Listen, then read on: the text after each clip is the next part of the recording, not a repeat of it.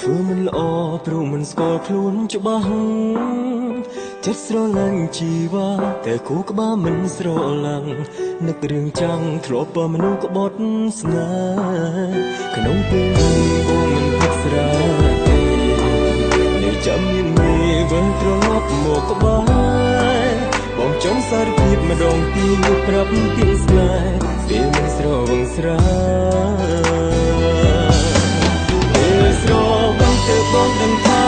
បងស្រឡាញ់អូនពេលស្រវឹងទៅបងក្លាហាននិយាយពីស្នេហ៍អរគុណអូនដែលតែនៅក្បែរពេលបងស្រវឹងព្រមមើលថាតូ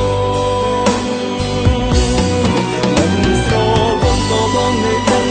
ថាស្រឡាញ់អូនសុំទោសខ្លួនធ្វើបាបចិត្តអូនក្នុងពេលកូនឡងសុំត្រឡប់មកដាក់ទៅបងបានពេលនោះអូបងនឹកអូ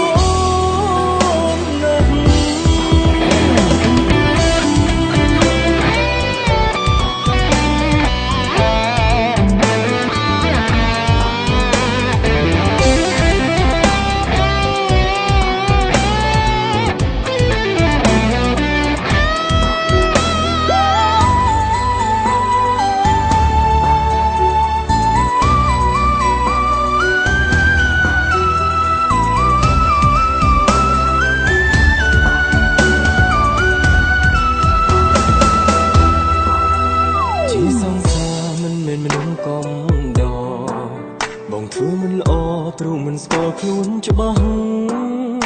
ចិត្តស្រឡាញ់ជីវ៉ាតែគូក្បាលមិនស្រឡាំងនឹករឿងចាំងធ្លាប់បើមនុស្សក្បត់ស្នេហ៍ក្នុងពេលនេះបងមិនផឹកស្រាទេនៅចាំមានមេវិលត្រឡប់មកក្បែរបងចង់សារភាពម្ដងទៀតប្រាប់ពីស្នេហ៍ពេលមិនស្រវឹងស្រា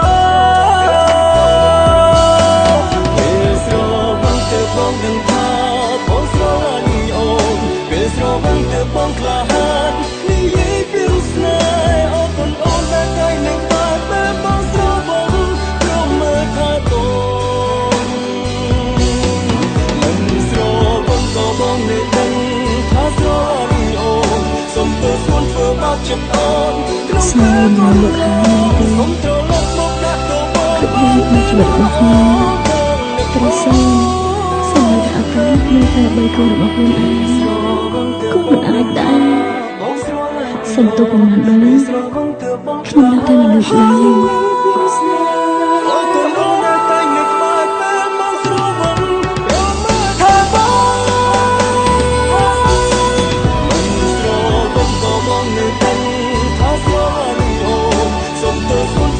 ចិត្តអូនក្នុងពេលកូនឡងសុំត្រឡប់មកដាក់ទៅបងបានពេលនោះអូ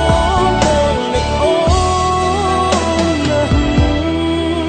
សុំត្រឡប់មកដាក់ទៅបងបានពេលនោះអូនបងនឹកអូនណា